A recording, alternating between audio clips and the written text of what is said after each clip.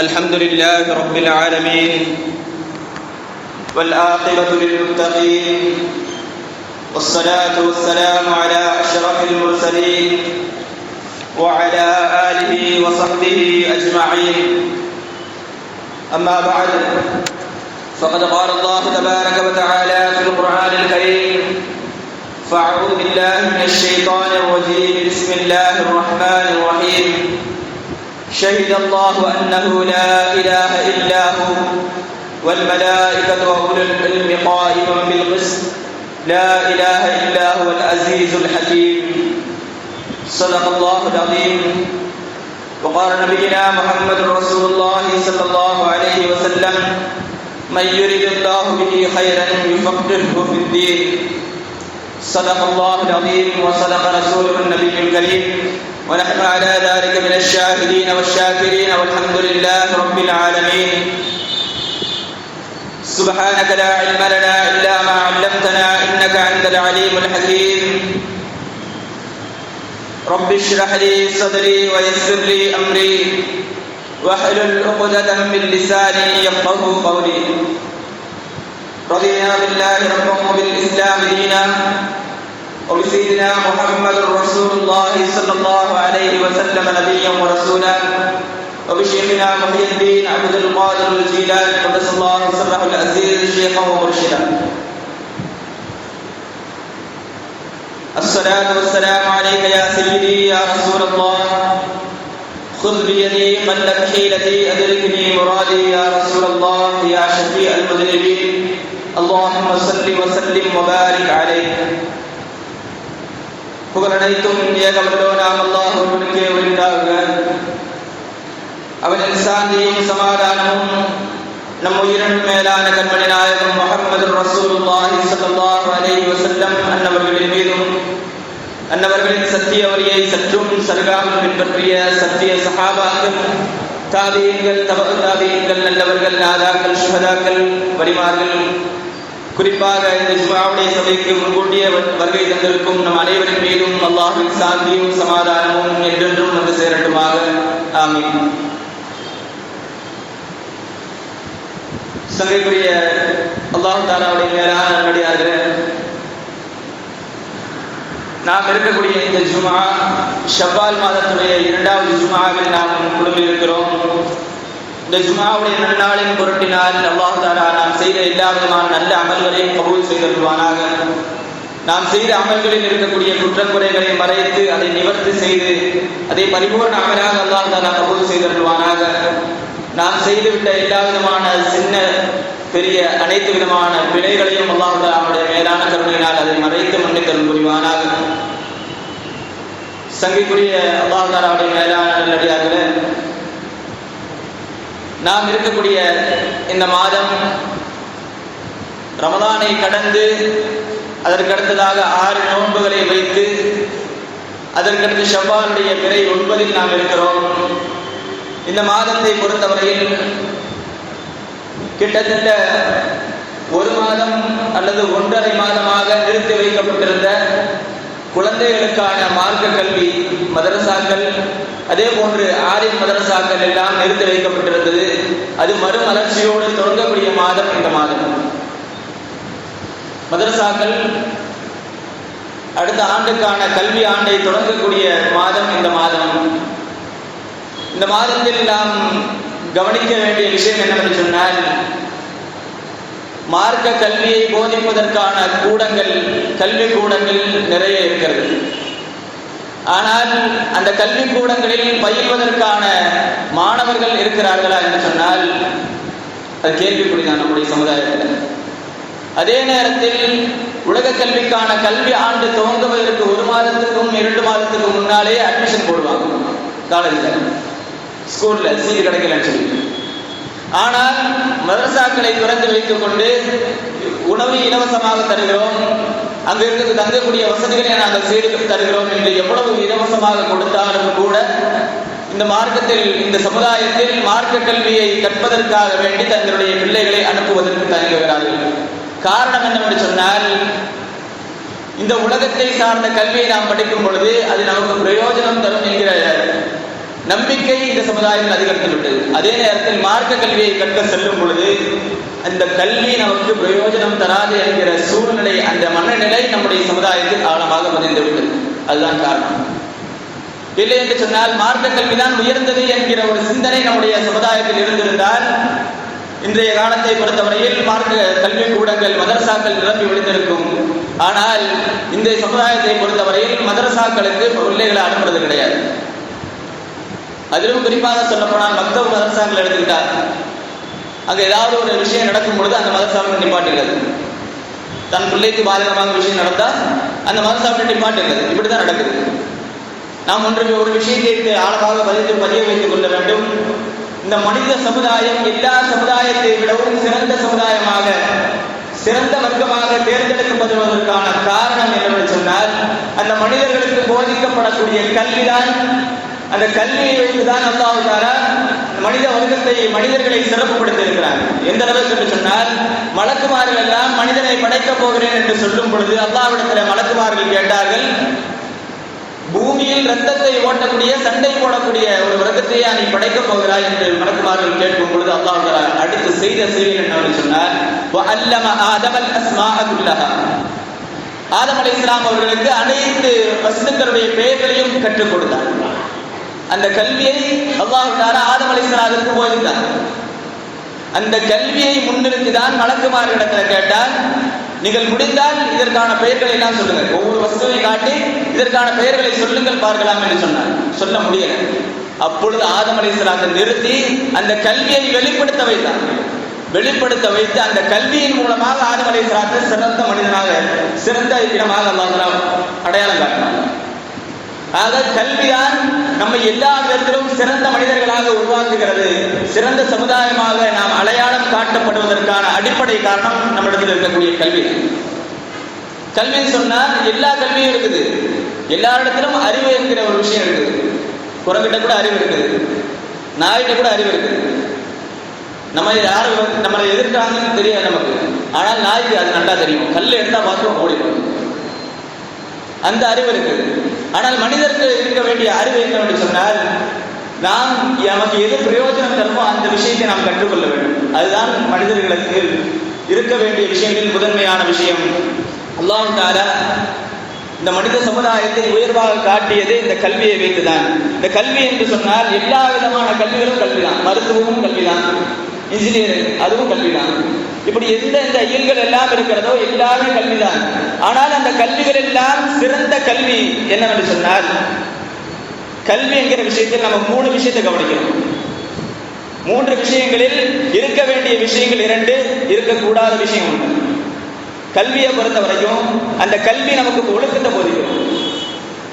வாழ்வியல் வழிமுறைகளை, ஒழுக்க முறைகளை அதை போதிக்க வேண்டும்.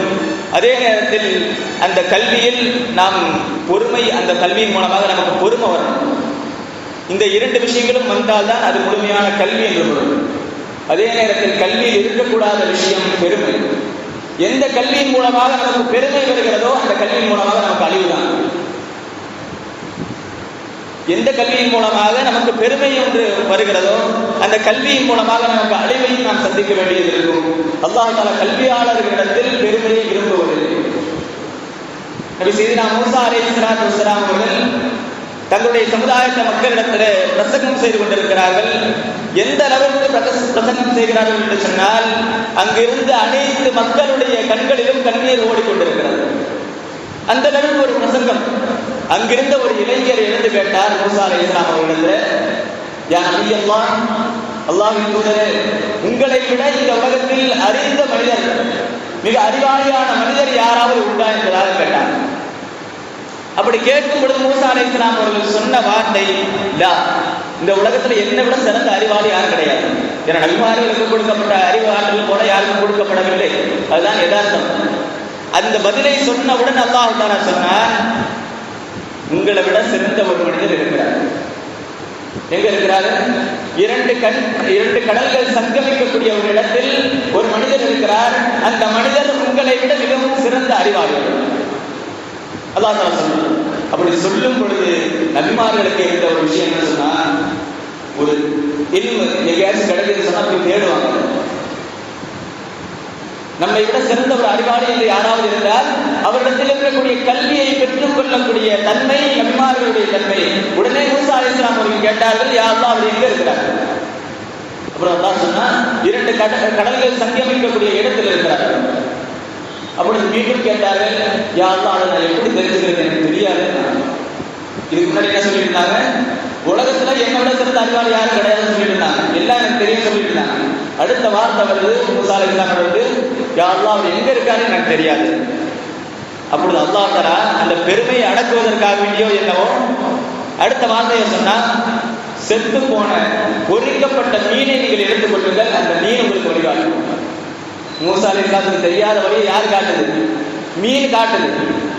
உங்கள் அறிவை விட சிறந்த அறிவார்கள் இந்த உலகத்தில் இருக்கிறார்கள் என்பதை காட்டுவதற்காக வேண்டியோ என்னவோ அல்லாஹ் தஆலா மீனை வச்சு அவர்கள் வழிகாட்டினார். போகிற வழியில் அந்த மீன் உயிர் பெற்று கடலிலே விழுகிறது. அந்த இடத்தில் தான் ஹிதர் அலைஹிஸ்ஸலாம் அவர்கள் இருந்தார்கள். நம்ம முதல்ல ஒரு விஷயத்தை சொன்னோம், கல்விக்கு முக்கியமான விஷயம் ஒழுக்கம் ஒரு விஷயம் சொன்னோம். இரண்டாவது விஷயம் பொறுமை. மூசா அலைஹிஸ்ஸலாம் அவர்கள் ஹிதர் அலைஹிஸ்ஸலாம் அவர்கள் கேட்கிறாங்க, அல்லாஹ் தஆலா அவர்களை அனுப்பி வச்சிருக்கிறான், உங்களுடைய கல்வியை எனக்கு சொல்லித்தாங்க சொல்லி கேட்கும் பொழுது ஹிதர் அலைஹிஸ்ஸலாம் அவர்கள் சொன்ன வார்த்தை, இன்னக லன் தஸ்ததிஅ மய்ய ஸப்ரா. என் விஷயத்துல உன்னால பொறுமையா இருக்க முடியாது. நான் சொல்லித்தர பிரச்சனை இல்லை, ஆனால் நான் சொல்லுகிறவரை பொறுமை காட்ட வேண்டும். என்ன விஷயத்துக்காக செய்யறாங்கிறத கேள்வி கேட்கக்கூடாது, நான் சொல்றவரையும் பொறுமையா இருக்கணும். அப்பொழுது மூசா அலைஹிஸ்ஸலாம் அந்த நிபந்தனைக்கு ஒப்புக்கொண்டு பயணிக்கிறார்கள். 3 செயல்களிலே அவர்களுக்கு தாக்க பிடிக்க முடியவில்லை. என்னென்ன செயல்னா எல்லாத்துக்கும் தெரிஞ்ச விஷயம். ஆக அந்த விஷயங்கள் நடக்கும் பொழுது அதற்கடுத்ததாக மூசா அலைஹிஸ்ஸலாம் அவர்களை விட்டு பிரியக்கூடிய தருணம் வருகிறது. ஃபர்ஸ்ட் சொன்ன விஷயம், என்னை எதுவும் கேள்வி கேட்கக்கூடாது, நான் சொல்ற வரைக்கும் எந்த விஷயத்தையும் கேள்வி கேட்கக்கூடாதுன்னு சொன்னாங்க. ஆனால் எந்த செயல் நடந்தாலும் திரும்பி திரும்பி கேள்வி கேட்டுட்டே இருந்தாங்க மூசா அலைஹிஸ்ஸலாம். இப்போ இந்த நேரத்தில் பிரியக்கூடிய நேரத்தில் மூசா அலைஹிஸ்ஸலாம் அவர்கள் வார்த்தையை சொல்றாங்க, ஹிதர் அலைஹிஸ்ஸலாம் அவர்களை எனக்கு ஏதாவது உபதேசம் செய்யுன்னு சொல்றாங்க.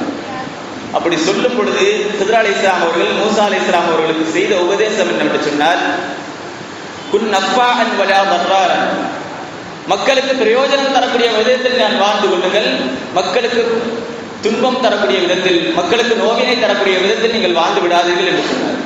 அடுத்த வார்த்தையை சொல்கிறார்கள், குன் பஷாஷன் வலா தகுன் கல்பான், நீங்கள் எப்பொழுதும் மக்களிடத்தில் பேசும் பொழுது மென்மையான விதத்திலும் புன் சிரிப்போடும் புன்முறுவலோடும் பேசுங்கள், பழகுங்கள். அவர்களோடு எப்பொழுதும் கடுமையாக நடந்து கொள்ளாதீர்கள், கோபத்தோடு நடந்து கொள்ளாதீர்கள் என்ற. ஏன் இதை சொல்றாங்கன்னு சொன்னா, மூசா அலைஹிஸ்ஸலாத்துக்கு வந்த கோபத்தை பத்தி சொல்லும் பொழுது வரலாற்று ஆசிரியர்கள் சொல்லுவாங்க, இஸ்ராயேல் அலைஹிஸ்ஸலாத்தையே அவங்க அடிச்சிருக்கிறாங்க கோபத்துல. இப்ப அந்த அளவுக்கு கோபக்காரங்க.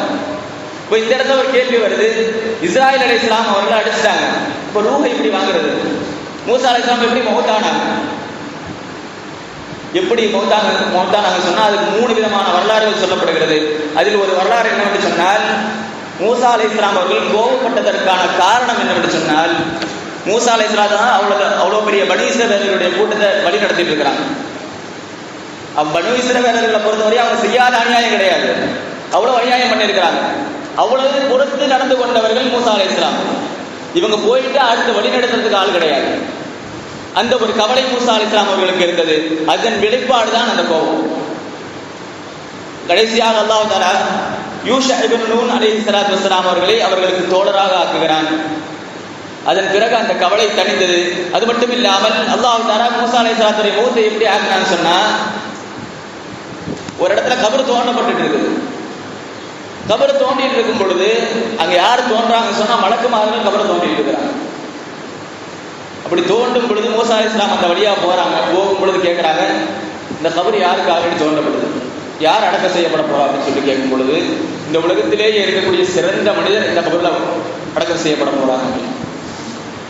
இப்ப இவங்களுக்கு ஆசை, சிறந்த மனிதர் அடக்கம் செய்யப்படக்கூடிய கபர்ல நம்ம தூங்கினா இப்படி இருக்க அப்படின்னு ஒரு ஆசை. அந்த இடத்துல முகப்படி ஆசையா அல்லாஹ் தஆலா போடுறான்.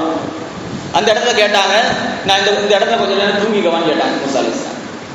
மூசா அலைஹிஸ்ஸலாம் அந்த இடத்துல போய் தூங்குறாங்க. தூங்குற நேரத்துல ரூஹ் கைப்பற்றப்படுது, அந்த இடத்துல அடக்கம் செய்யப்படுறாங்க. இது ஒரு விஷயம். ஆக கல்வியை தேடி செல்லும் பொழுதும் சரி, நம்முடைய வாழ்க்கையிலும் சரி, நாம் கோபத்தை அடக்கிக் கொள்ள வேண்டும். இந்த கோபத்தை எப்பொழுதும் வெளிப்படுத்தி விடக்கூடாது. ஆக இந்த கல்விக்கான முக்கிய அம்சங்களில் ஒன்று ஒழுக்கம், இரண்டாவது பொறுமையாக இருத்தல். இந்த ஒழுக்கம் இல்லாத விஷயம், ஒழுக்கம் இல்லாத நமக்கு கிடைக்கக்கூடிய கல்வி பயனற்றது. திருக்குறள் அப்புறம் ஒரு விஷயம் இருக்குது, பலகற்றும் கல்லார் அறிவிலாதார் அப்படின்னு சொல்லுவாங்க. எவ்வளவு விஷயத்தை தெரிஞ்சிருந்தாலும் அவர்கிட்ட ஒழுக்கம் இல்லைன்னு சொன்னா அவன் எதுவுமே தெரியாத மாதிரி. உதாரணத்துக்கு சொல்லணும்னு சொன்னா இமாம் ஹசன் அல் பஸ்ரி ரஹ்மத்துல்லாஹி அவர்கள் சொல்லுவார்கள், மல்லா அதபலஹு லா இல்ம லஹு. யாரிடத்தில் ஒழுக்கம் என்கிற விஷயம் இல்லையோ அவருக்கு முக்கியமாக கல்வியே கிடையாது. எவ்வளவு கற்றிருந்தாலும் அவரோட ஒழுக்கம் இல்லைன்னு சொன்னா அந்த கல்வியை வச்சு எந்த பிரயோஜனமும் கிடையாது சொல்றாங்க. இன்னும் சொல்ல போனால் நபியல்லாஹி ஸல்லல்லாஹு அலைஹி வஸல்லம் அவர்கள் தங்களுடைய சஹாபாக்களுக்கு, தோழர்களுக்கு போதித்த விஷயங்களில் மிக முக்கியமான விஷயம், அவங்களுடைய ஹதீஸுகள்ல 50% மேல உள்ள ஹதீஸுகள் எப்படி இருக்குன்னு சொன்னா ஒழுக்கம் சார்ந்ததாக தான் இருக்கும். சட்டங்களை சொல்றது ஒரு பக்கம், அவர்களுடைய ஹதீஸுகளை எடுத்து பார்த்தால் 50% மேல மக்களுடைய வாழ்வியல் ஒழுக்கங்களை சொல்லி தந்திருக்கிறார்கள் நாயகம் ஸல்லல்லாஹு அலைஹி வஸல்லம். எந்த அளவுக்கு சொன்னால், ஒரு மனிதன் தூங்கி எழுந்தது முதல் அடுத்து படுக்கைக்கு செல்கிற வரை, ஏன் சிறுநீர் கழிப்பது முதல் சமூகத்தை சீர்திருத்துகிற வரை அனைத்து விஷயங்களுக்கும் கண்மணி நாயகம் ஸல்லல்லாஹு அலைஹி வஸல்லம் அவர்கள் ஒழுக்க நெறிமுறைகளை கற்றுத் தந்திருக்கிறார்கள். ஆக இந்த ஒழுக்கம் எந்த கல்வியில் இருக்கிறதோ அதுதான் நமக்கு பிரயோஜனமான கல்வி. இந்த சமூகமும் அந்த ஒழுக்கத்தை தான் எதிர்பார்க்குது. படித்தவனாக இருந்தால் அவன் ஒழுக்கமாக இருக்கணும் தான் எதிர்பார்க்குது. உதாரணத்துக்கு சொல்லணும்னு சொன்னா, ஏதாச்சும் ஒரு தப்பு நடக்கும் பொழுது, ஒரு டீசெண்டான ஒரு ஆள் ஏதாச்சும் ஒரு தப்பை செய்யும் பொழுது அடுத்த வார்த்தை நம்ம வாயிலிருந்து என்ன வரும்? உதாரணத்துக்கு சைக்கிளில் போயிட்டு இருக்கிறாங்க, சைக்கிளில் டிப்டாப்பாக போயிட்டு இருக்கிறாரு, எங்கேயாச்சும் இடிச்சிட்டாருன்னு சொன்னா, யார் மேலாச்சும் விட்டுட்டாருன்னு சொன்னா அடுத்த வார்த்தை அவர் என்ன வார்த்தை சொல்றாரு? என்னப்பா பார்த்தா படிச்சவன் மாதிரி தெரியுதுன்னு கேட்கிறாரு. படிச்சவனாக இருந்தால் என்ன எதிர்பார்க்கிறாரு? ஒழுக்கமா இருக்கணுங்கிறத எதிர்பார்க்கிறாரு. ஆக ஒழுக்கம் என்பது கல்விக்கு மிக முக்கியமான ஒரு அம்சம். அந்த ஒழுக்கத்தை எந்த கல்வி நமக்கு போதிக்கிறது என்று சொன்னால், உலகம் சார்ந்த கல்விகள் இன்றைய காலத்தை பொறுத்த வரைக்கும் ஒழுக்கம் படிக்கிறவங்க நிறைய பேர் இருக்கிறாங்க, ஆனா ஒழுக்கமாக இருக்கிறவங்க இந்த காலத்து சமூகத்தில் கேள்விக்குறிதான் அந்த விஷயம். படிப்பு எவ்வளவு படிப்புகள் வந்துவிட்டது, எவ்வளவு கல்லூரிகள் வந்துவிட்டது, ஆனால் அந்த கல்லூரிகளில் படிக்கக்கூடிய மாணவர்களுக்கு ஒழுக்கம் இருக்கிறதா என்று சொன்னால் அது கேள்விக்குறிதான். அந்த ஒழுக்கம் நிறைந்த கல்வி எங்கு போதிக்கப்படுகிறது என்று சொன்னால், மார்க்கம் சார்ந்த கல்விகள் எங்கு போதிக்கப்படுகிறதோ அந்த இடத்தில் தான் ஒழுக்கம் சார்ந்த விஷயங்களும் போதிக்கப்படுகிறது. எந்த இடத்தில் மார்க்கம் சார்ந்த கல்விகள் போதிக்கப்படுகிறதோ, உதாரணமாக மக்தப் மதரசாக்களை எடுத்துக்கொள்ளலாம், அதே போன்று அரபி கல்லூரிகளை எடுத்துக்கொள்ளலாம். அங்கு போதிக்கப்படுகிற கல்வி ஒழுக்கத்தோடு சேர்த்து உள்ள கல்வி. எந்த கல்வி? கண்மணி நாயகம் ஸல்லல்லாஹு அலைஹி வஸல்லம் அவர்கள் தங்களுடைய சஹாபாக்களுக்கு எந்த கல்வியை போதித்தார்களோ, எந்த ஒழுக்க நெறிமுறைகளை போதித்தார்களோ அந்த நெறிமுறைகளை போதிக்கக்கூடிய கல்வி போதிக்கப்படக்கூடிய இடம் மதரசாக்கள். ஆனால் அந்த மதரசாக்களில் நம்முடைய சமூக மக்கள் எந்த அளவுக்கு அந்த மதரசாக்களோடு தொடர்பில் இருக்கிறார்கள் என்று நாம் சற்று சிந்தித்து பார்க்க வேண்டும். ஆக இந்த மார்க்க கல்வியை எந்த அளவுக்கு நாம் பேணுகிறோமோ அந்த அளவிற்கு தான் நம்முடைய சமுதாயம் சீர்பெறும் என்பதை நாம் நம்முடைய ஆழ்மனதில் பதிந்து வைத்துக் கொள்ள வேண்டும். இன்னும் சொல்ல போனால், இந்த உலகத்தில் யாருக்கு அல்லாஹ் தஆலா நலவை நாடுகிறானோ, யார் சிறந்த மனிதராக இந்த உலகத்தில் வாழ வேண்டும் என்று நாடுகிறானோ அவர்களுக்கு அல்லாஹ் தஆலா கொடுக்கக்கூடிய விஷயம் மார்க்க கல்வி. நாயகம் ஸல்லல்லாஹு அலைஹி வஸல்லம் அவர்கள் சொல்வார்கள், மை யுரிதுல்லாஹு பிஹி கைரன், எந்த ஒரு மனிதருக்கு அல்லாஹ் தஆலா நலவை நாடுகிறானோ யுஃபக்கிஹு ஃபித்தீன், அவரை மார்க்க அறிஞராக, மார்க்க ஞானம் உள்ளவர்களாக அல்லாஹ் தஆலா அவர்களை ஆக்குகிறான் என்பதாக நாயகம் ஸல்லல்லாஹு அலைஹி வஸல்லம் சொன்னார். யாருக்கு நலவன் ஆடுறானோ அவனுக்கு செல்வத்தை கொடுக்கிறான், யாருக்கு நலவன் ஆடுறானோ அவனுக்கு சொத்துபத்தை கொடுக்கிறான் அப்படின்னா சொல்லல. கல்வி, மார்க்க கல்வி, அந்த கல்விதான் ஒரு மனிதனுடைய சிறந்த வாழ்விற்கான அடையாளம், நிஅமத்திற்கான அடையாளம் என்பதாக நாயகம் ஸல்லல்லாஹு அலைஹி வஸல்லம் சொல்கிறார். அது மட்டுமில்லை, நாயகம் ஸல்லல்லாஹு அலைஹி வஸல்லம் அவர்களுக்கு எந்த ஒரு நிஅமத்தையும் அதிகமாக கேட்க சொல்லுங்க. உதாரணத்துக்கு சொல்லணும்னு சொன்னா, ரசூலுல்லாஹி ஸல்லல்லாஹு அலைஹி வஸல்லம் அவர்கள் செல்வத்தை தான் சொல்லி அல்லாஹ்ட்ட கேட்கல, பதவியை தான் சொல்லி அல்லாஹ்ட்ட கேட்கல. ஆனால் அல்லாஹ் தஆலா இந்த ஒரு விஷயத்தை கேட்க சொல்லியே நாயகம் ஸல்லல்லாஹு அலைஹி வஸல்லம் அவர்கள் சொல்றான், குர் ரப்பி ஸித்னி இல்மா, நாயகமே நீங்கள் சொல்லுங்கள், குர் ரப்பி ஸித்னி இல்மா, யா அல்லாஹ் எனக்கு இறை ஞானத்தை, கல்வியை அதிகப்படுத்தி கொடு என்பதாக நாயகம் ஸல்லல்லாஹு அலைஹி வஸல்லம் அவர்களிடத்தில் துஆ கேட்க சொல்றான். இன்னும் சொல்ல போனால் ரசூலுல்லாஹி ஸல்லல்லாஹு அலைஹி வஸல்லம் அவர்கள் கல்வியில் பரிபூரண தன்மை பெற்றவர்கள், எல்லா விஷயங்களையும் தெரிந்தவர்கள். ரசூலுல்லாஹி ஸல்லல்லாஹு அலைஹி வஸல்லம் அவர்களை போன்ற இந்த உலகத்தில் யாருமே கிடையாது. அப்படிப்பட்ட ஞானம் பெற்றவர்களை பார்த்தும் கூட அல்லாஹ் தஆலா என்ன சொல்றான், குர் ரப்பி ஸித்னி இல்மா, யா அல்லாஹ் எனக்கு ஞானத்தை அதிகப்படுத்தி கொடு, கல்வியை அதிகப்படுத்தி கொடு என்பதாக கேட்க சொல்கிறான் என்று சொன்னால், அந்த கல்வியுடைய முக்கியத்துவம் என்னவென்பதை இந்த சமுதாயம் உணர்ந்து கொள்ள வேண்டும். அது மட்டும் இல்லாமல் இந்த மார்க்க கல்வியை யாருக்கு அல்லாஹ் தஆலா கொடுக்கிறானோ அவர்களுக்கு எல்லா விதமான நலவுகளையும் சேர்த்து கொடுக்கிறான். இன்னும் சொல்ல போனால் மார்க்க கல்வியை தேடி செல்வதற்காக வேண்டி நடந்து செல்லக்கூடிய பாதையை கூட நபி ஸல்லல்லாஹு அலைஹி வஸல்லம் அவர்கள் எப்படி வர்ணிக்கிறார்கள் என்று சொன்னால், சையதுனா அபூ ஹுரைரா ரலியல்லாஹு தஆலா அவர்கள் சொல்லுவார்கள், மன் ஸலக தரீகன் இலல் இல்மி ஸஹரல்லாஹு பிஹி தரீகன் இலல் ஜன்னah. யார் மார்க்க கல்வியை தேடி செல்கிறாரோ, நடந்து செல்கிறாரோ பாதையில், அந்த பாதையை எந்த பாதையாக ஆக்கி தருகிறான் என்று சொன்னால் அல்லாஹ் தஆலா அதை சூனத்திற்கான பாதையாக மாற்றி தருகிறான் என்பதாக நபி ஸல்லல்லாஹு அலைஹி வஸல்லம் அவர்கள் சொல்கிறார்கள். ஆக இந்த மார்க்க கல்விக்குடைய முக்கியத்துவம் என்பது இந்த சமுதாயத்தில் எந்த அளவிற்கு பேணப்பட வேண்டிய விஷயம் என்கிற விஷயத்தை இதற்கு முன்னால் சொன்ன அனைத்து விஷயங்களும் நமக்கு விளக்கி தரும். இன்னும் சொல்ல போனால் இன்றைய காலத்து ஆட்சி முறையை பொறுத்தவரையிலும் பல சூழ்ச்சிகள் நடந்து கொண்டிருக்கிறது. அந்த சூழ்ச்சிகளை எல்லாம் வெற்றி கொள்ள வேண்டும் என்று சொன்னால், இன்னும் சொல்ல போனால் நம்முடைய மார்க்கத்தில் இருக்கக்கூடிய பலரும் இறை ஞானத்தை பெற வேண்டும், விலாயத்தை பெற வேண்டும், இறை நெருக்கத்தை பெற வேண்டும் என்று நாடுகிறவர்கள் எல்லாம் தனக்குள் அவசியமாக்கிக் கொள்ள வேண்டிய விஷயம் இந்த மார்க்க கல்வி. விலாயத்து என்பது இறை நெருக்கம், இறை நேசம் என்பது இரண்டு விதமாக பிரிக்கப்படும். இமாம் கஸ்ஸாலி ரஹ்மத்துல்லாஹி அவர்கள் சொல்லுவார்கள், விலாயத்தை வஹபி, விலாயத்தை கஸ்பி. விலாயத்தை வஹபி என்று சொன்னால் அல்லாஹ் தஆலா தேர்ந்தெடுத்த மனிதர்களுக்கு கொடுப்பான். அவங்க எவ்வளவோ விஷயங்கள் செஞ்சிருந்தாலும் அல்லாஹ் தஆலா தேர்ந்தெடுத்து வச்சிருப்பான். உதாரணத்துக்கு சொல்ல சொன்னா முஹைதீன் அப்துல் காதிர் ஜீலானி ரஹ்மத்துல்லாஹி அலைஹி வஸல்லம், அதே போன்ற மாலிக் இப்னு தீனார் ரலியல்லாஹு தஆலா, இப்படி பல பேரை சொல்லலாம். அவங்களுடைய வாழ்க்கை எப்படியோ இருக்கும், ஆனால் அல்லாஹ் தஆலா அதை சீர்படுத்தி விலாயத்தை அவங்களுக்கு கொடுப்பான். அல்லாஹ் நாட்டவங்களுக்கு கொடுக்கிறது. அதே நேரத்தில் விலாயத்தை கஸ்பி என்று சொல்லுவார்கள். விலாயத்தை நம்மளே கஷ்டப்பட்டு தேடுறது, அமல்களின் மூலமாக தேடுவது.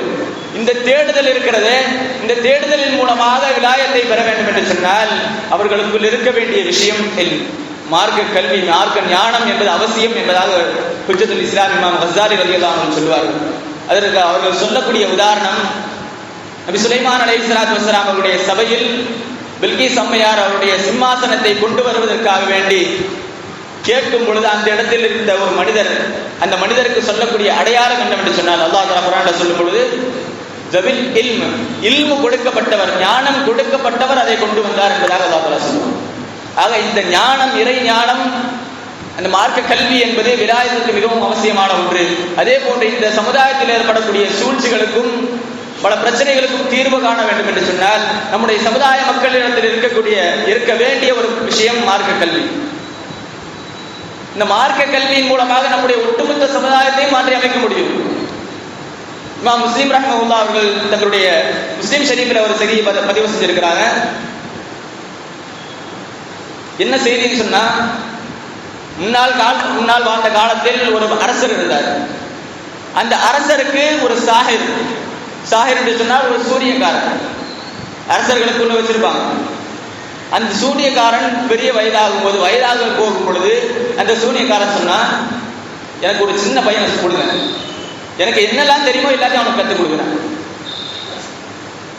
எனக்கு என்னெல்லாம் தெரியுமோ எல்லா விதமான சிகர்களையும் சூனிய கலைகளையும் அவனுக்கு கற்றுத் தருகிறேன், அவன் உங்க கூட இருக்கட்டும் அப்படின்னு சொன்னான். இதை கேட்ட அரசனும் அனுப்பி வைக்கிறார் ஒரு ஆளை, ஒரு சின்ன பையனை. அரண்மனைக்கும் அந்த சாஹிருக்கும் அந்த சூனியக்காரனுடைய வீட்டுக்கும் இருக்கக்கூடிய தூரம் ரொம்ப தூரமான ஒரு இடைவெளி. அப்படி அந்த சின்ன பையன் போகும் பொழுது போகிற வழியில் ஒரு ராஹிபைன்னு சொன்னா ஒரு யூத பாதிரியை பார்க்கிறார். அந்த இடத்துல சில மக்களுக்கு இஸ்லாமிய கல்வியை போதித்துக் கொண்டிருக்கிறார். அந்த சபையில போய் கொஞ்ச நேரம் உட்கார்றாங்க. அந்த சபையில உட்கார்ந்த உடனே அந்த சபையில் பேசக்கூடிய வார்த்தைகள் அவருடைய உள்ளத்தை கவர்ந்துருச்சு. எந்த அளவுக்கு சொன்னா, டெய்லி போவாங்க, கடைசி நேரத்தில் அந்த நாளுடைய கடைசியில தான் அந்த சாஹிர்கிட்ட போவாங்க. மற்ற நேரம் எல்லாம் இதுதான் இருப்பாங்க அந்த ராஹிப்கிட்ட. கடைசியில் அந்த மாதிரி போயிட்டே இருக்கும் பொழுது கடைசியில அந்த சாஹிர், அந்த சூனியக்காரன் அடிக்க ஆரம்பிச்சிட்டாங்க. வர்றதே ஒரு நாள்ல, அந்த நாள்லயே லேட்டா தான் வர்ற அப்படின்னு சொல்லி அடிக்க ஆரம்பிச்சிட்டாங்க. இந்த செய்தியை எங்க போய் சொல்றாங்க அப்படின்னு சொன்னா அந்த ராஹிப்கிட்ட சொல்லும் பொழுது அந்த ராஹிப் சொன்னார், ஒருவேளை அரசன் ஏதாவது கேட்டான்னு சொன்னா எனக்கு சாஹிர் பிடிச்சி வச்சுட்டான்னு சொல்லு. அதே நேரத்தில் சாஹிர் ஏதாவது சொன்னா அரசர் என்னை தாமதமாக தான் அனுப்பினார்னு சொல்ல அப்படின்னா அதே மாதிரி சொல்றாரு. அப்படி சொல்லி கொஞ்ச நாள் கடந்து போயிட்டே இருக்குது. அந்த நேரத்தில் அந்த ஊரில் ஒரு பிரச்சனை நடக்குது. என்னன்னு சொன்னா, பெரிய ஒரு மிருகம், தாபத்துல் அர்த் என்று சொல்வார்கள், அவ்வளவு பெரிய ஒரு மிருகம், ராட்சச மிருகம் வரும் பொழுது அந்த இடத்தில் மக்கள் எல்லாம் ஒரு இடத்துல பயந்து போய் பதுங்கி இருக்கிறாங்க, வெளியே வர முடியல. அந்த நேரத்தில் இந்த சந்தர்ப்பத்தை அவர் எப்படி பயன்படுத்தி கொண்டார் என்று சொன்னால், யா அல்லாஹ் எனக்கு 2 பேரை ஆசான்களாக தந்திருக்கிறார். ஒன்று சாஹிர் சூனியக்காரன ஆசானா தந்திருக்கிறார். அதே நேரத்தில் ராஹிபை ஒரு மார்க்க கல்வியை போதிக்கக்கூடிய அந்த மார்க்க கல்வியாளரை உஸ்தாதாக எனக்கு தந்திருக்கிறாய்.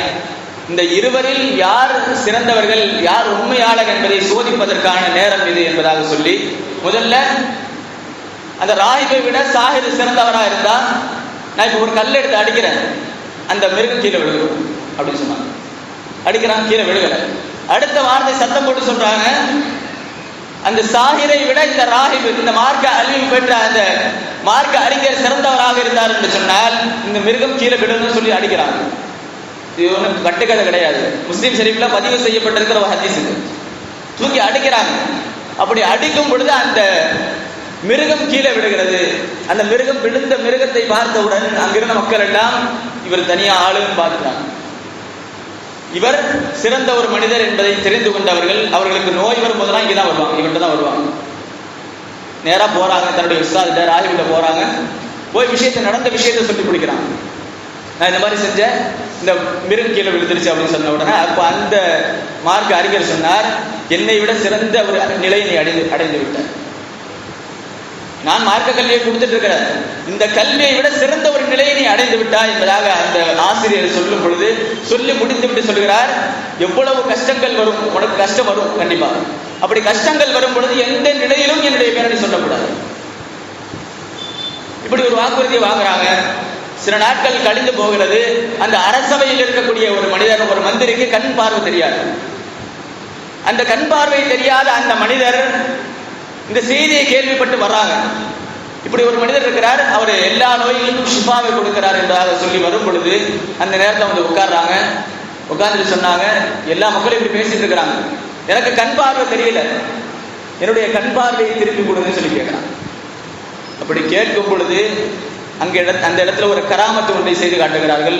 இந்த கராமத்தும் சரி, அதே போன்று முஅஜிஸாவும் சரி, எந்த ஒரு நபியும் எந்த ஒரு வலியும் தன்னுடைய பெருமைக்காகவோ தன்னுடைய சக்தியை வெளிப்படுத்துவதற்காகவோ எப்பொழுதுமே காட்ட மாட்டாங்க. அடுத்த வார்த்தை அந்த இடத்துல சொல்றாங்க, நீ இஸ்லாத்திற்கு வருவதென்றால் நான் செய்கிறேன். இது நான் செய்யறது கிடையாது, என்னுடைய ரப்பு எனக்கு இந்த ஆற்றலை கொடுத்திருக்கிறான், அந்த ஆற்றலின் மூலமாக நான் அதை செய்து காட்டுகிறேன். அப்படி செய்து காட்டினால் என்னுடைய ரப்பை நீ ஏற்றுக்கொள்ள வேண்டும், நீ இஸ்லாத்திற்கு வர வேண்டும் என்பதாக வாக்குறுதியை வாங்குகிறார்கள். அந்த மனிதரும் அந்த அமைச்சரும் ஒத்துக்கொள்கிறார், இஸ்லாத்திற்கு வருகிறார். அவர்கள் ஷிஃபாவை கொடுக்கிறார்கள். இந்த செய்தி முடிந்த பிறகு அரசவை ஒரு நாள் கூடுகிறது. அந்த நேரத்தில் அந்த கண் தெரியாத மனிதர் நல்ல முறையில் நடந்து வருகிறார்.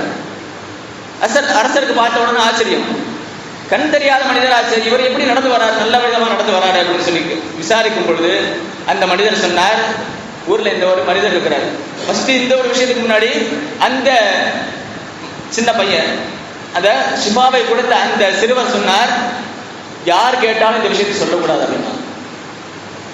இப்போ இந்த இடத்துல விசாரிக்கிறாங்க, சொல்லவே இல்லை. எந்த அளவுக்கு போயிடுச்சுன்னு சொன்னா, அடுத்த வார்த்தை அவங்களுடைய பெயரை சொல்லாம என்னுடைய அல்லாஹ் எனக்கு ஷிஃபாவை கொடுத்தான்னு சொன்னாங்க. அப்படி சொல்லும் பொழுது அந்த அரசர் திருப்பி கேட்கிறார், என்னை விட இன்னொரு ரப்பு இருக்கிறானா அவனுக்கு, நான் தானே உனக்கு ரப்பு, என்னை விட சிறந்த ஆள் இருக்கா அப்படின்னு சொல்லி கேட்கும் பொழுது, ஆமா என்னையும் உன்னையும் படைத்த ரப்பு அல்லாஹ் தான் சிறந்தவன் என்றாக சொன்னார். அப்படி சொல்லும் பொழுது இப்பொழுது உணர்ந்து கொண்டார், இவர் மதம் மாறிவிட்டார் என்பதை உணர்ந்த அவர் பெரிய ஒரு ராட்சச சீப்பையோ அல்லது கூர்மையான கத்தியையோ தடையில் வைத்து சொல்கிறார், என்னுடைய மார்க்கத்தை நீங்க திரும்பிவிடுன்னு சொல்றார். திரும்பல, ரொம்ப கட்டாயப்படுத்தி கேட்கிறாங்க. இப்ப யாரு சொன்னது, இதை செஞ்சது யாருன்னு சொல்லி ரொம்ப துன்புறுத்தி கேட்கும் பொழுது கடைசியாக அந்த பையனை சொல்லி கொடுத்துட்டாங்க. அந்த சிறுவன் தான் ஷிஃபாவை கொடுத்தது என்பதாக சொல்லி கொடுக்கும் பொழுது அந்த சிறுவர் வரவழைக்கப்படுகிறார். அந்த சிறுவரிடத்திலும் விசாரிக்கப்படுகிறது, அவரும் சொல்லவில்லை கடைசி வரைக்கும். அந்த சிறுவருக்கு முன்னால் இன்னொரு விஷயம் நடக்குது, அந்த உஸ்தாதையும் காட்டிக் கொடுக்கப்படுகிறது. அந்த உஸ்தாதும் இதே போன்று சித்திரவதை செய்யப்படுகிறார், சித்திரவதை செய்யப்பட்டு கொல்லவும் படுகிறார். மதம் மாற வேண்டும் என்பதாக சித்திரவதை செய்யப்படுகிறது. ஆனால் அவர்கள் மதம் மாறவில்லை. கடைசியாக இந்த சிறுவரை அழைத்து, இந்த சிறுவரை பொறுத்தவரையில் மதம் மாற வேண்டும் என்றால் வற்புறுத்தும் பொழுது மாறவே இல்லை. கடைசியில் என்ன சொல்றாங்க, மலைக்கு உச்சிக்கு கொண்டு போவாங்க இந்த சிறுவன். மற்றவங்களாம் சாதாரணமாக கொண்டுட்டாங்க. ஆனால் இந்த சிறுவன் தான் இத்தனை பேர் இஸ்லாத்திற்கு வருவதற்கான காரணம். அதனால் இவனை இப்படி சும்மா விடக்கூடாது. பெரிய ஒரு மலைக்கு மேலே கொண்டு போவாங்க. கொண்டு போய் அந்த இடத்துல வச்சு கேளுங்க, மதம் மாறுறியா இல்லையா அப்படின்னு சொல்லி கேளுங்க. மாறிட்டாலும் சொன்னா திருப்பி கூட்டிட்டு வந்துருங்க. மாறலன்னு சொன்னா மலையிலிருந்து தூக்கி போட்டுருங்க. கூட்டிட்டு போகப்படுது. அந்த இடத்துல வச்சு சொல்லி விசாரிக்கிறாங்க. கடைசியில் அங்கே நடந்தது என்னவென்று சொன்னால், அல்லாஹ் தஆலாவுடைய மிகப்பெரிய ஆற்றலினால் யாரெல்லாம் தூக்கி போட போனாங்களோ அவங்களாம் கீழே விழுந்துட்டாங்க. இந்த சின்ன பையன் நடந்து வரார். நடந்து வந்து அரசவைக்கு வரார். அந்த இடத்துல அரசவையில் இருக்கும் பொழுது என்ன நடந்தது என்று விசாரிக்கப்படுகிறது. நடந்தது எல்லாத்தையும் சொல்றாரு. மீண்டும் நடுக்கடலுக்கு கொண்டு போக சொல்லப்படுகிறது. நடுக்கடலுக்கு கொண்டு போய் தூக்கி போடுங்க அப்படின்றாங்க. கூட்டிட்டு போனவங்களாம் நடுக்கடலை மூழ்கிட்டாங்க. நீண்ட ஒரு சம்பவம் சுருக்கமாக சொல்லி முடிக்கிறேன். நடுக்கடலில் மூழ்கிட்டாங்க. திருப்பி வர்றாங்க. திருப்பி வந்த உடனே அந்த இடத்துல மீண்டும் விசாரிக்கப்படுகிறது. அதே நடந்தது எல்லாத்தையும் சொல்றாங்க. இப்படி பல விதமான கொலை முயற்சிகள் இந்த சிறுவனுக்கு நடக்கிறது. அப்படி நடக்கும் பொழுது கடைசியாக இவரே வார்த்தையை சொல்லிட்டார், எவ்வளவுதான் முயற்சி பண்ணாலும் என்னை கொல்ல நினைச்சா அவங்களால கொல்லவே முடியாது. என்னை கொல்லணும்னு சொன்னா ஒரே ஒரு வழிதான் இருக்கு. என்னன்னு சொன்னா, ஊருடைய பெரிய திடலில எல்லா மக்களையும் ஒன்று கூட்டி அந்த இடத்தில் நடுவில் என்னை சிறுவையில் அறைந்து, அந்த சிறுவையில் இருக்கும் பொழுது உங்களுடைய அம்பை எடுத்துக்கொண்டு பிஸ்மில்லாஹி அலா ஹாதல் குலாம், பிஸ்மில்லாஹி அலா ரப்பி ஹாதல் குலாம், இந்த அடியானுடைய இந்த சின்ன பையனுடைய ரப்பு யாரோ, இந்த சின்ன பையன் யார ரப்புன்னு சொல்றானோ அந்த ரப்புடைய பெயரை கொண்டு நான் அம்பு எறிவேன் அப்படின்னு சொல்லி நீங்க அம்பு விட்டீங்கன்னு சொன்னா அந்த அம்பு என்ன என் மேல படும்பொழுது நான் உங்களை கைவிடுவேன். அதே போன்று ஊர் மக்கள் எல்லாம் கூட்டி வைக்கப்படுகிறார்கள். இவர் அதே மாதிரி பிஸ்மில்லாஹி அலா ரப்பி ஹாதல் குலாம், இந்த சிறுவனுடைய ரப்பின் பெயரினால் நான் அம்பு எறிகிறேன் என்பதாக சொல்லி அம்பு எறியும் பொழுது அந்த அம்பு அவருடைய தாடையில் பட்டு அந்த இடத்துல அவர் மூத்தாகிறார். இதை கேட்டுட்டு இருந்தவங்க இருக்கிறாங்கல்ல, ஊர் மக்கள்லாம் கேட்டுட்டு தானே இருப்பாங்க. இத்தனைக்கு முன்னாடி எத்தனையோ கொலை முயற்சிகள் செஞ்சிருக்கிறாங்க.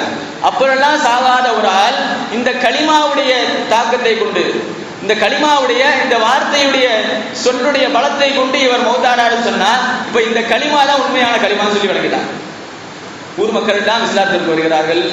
அவர்கள் புதைக்கப்பட்ட இடம் எங்க இருந்ததுன்னு சொன்னா, சையதுனா உமர் பின் கத்தாப் ரலியல்லாஹு அன்ஹுடைய ஆட்சி காலத்தில் கபர்கள் எல்லாம் தோண்டி மாற்றி அமைக்கப்படும் இல்லையா, கபரை தோன்றதுக்கு அடக்கம் செய்யறதுக்கு கபரை தோண்டிட்டு இருக்கும் பொழுது அந்த இடத்துல ஒரு ஜனாசா ஒன்று கிடக்குது. முழு உடல் அப்படியே இருக்குது, எந்த ஒரு பாதிப்பும் கிடையாது. அந்த இடத்தில் அந்த மனிதருடைய ஜனாசா, அந்த சின்ன பையனுடைய ஜனாசா ஒன்று எடுக்கப்படுகிறது. அந்த ஜனாசாவுடைய கையில், அந்த மனிதருடைய கையில் இருந்த ஒரு மோதிரம், அந்த மோதிரத்தில் எழுதப்பட்டிருந்த வாசகம் என்னன்னு சொன்னால், ரப்பி அல்லாஹ், என்னுடைய ரப்பு அல்லாஹ் என்பதாக அந்த மோதிரத்தில் எழுதப்பட்டிருந்தான். உமர் ரலியல்லாஹு வாழ்க்கை வரலாற்றில் இந்த செய்தியை பதிவு செய்யலாம்.